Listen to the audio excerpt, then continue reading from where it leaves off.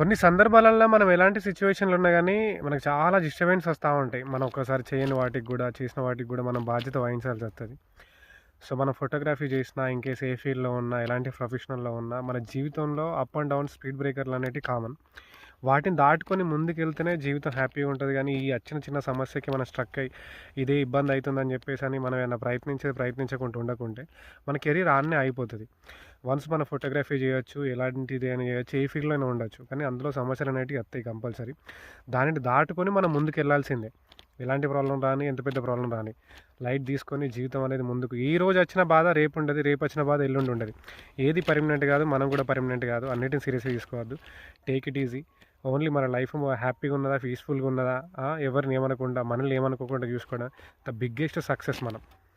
Success కావాలనుకుంటే కడుపు నిండా అన్నం తిని మంచిగా నిద్రపోతే అదే సక్సెస్. ఒక కొత్త నంబర్ నుంచి ఫోనొస్తే ప్రశాంతంగా లేపిందంటే అదే సక్సెస్ మనం. అంతకన్నా జీవితంలో గొప్ప సక్సెస్ ఏముండది.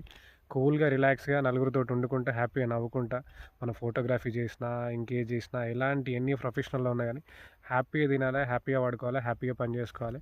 ప్రతి డే ఒక మంచి ముగింపు, ప్రతి రోజు ఒక హ్యాపీ ఎండింగ్ అనేది ఉండాలి.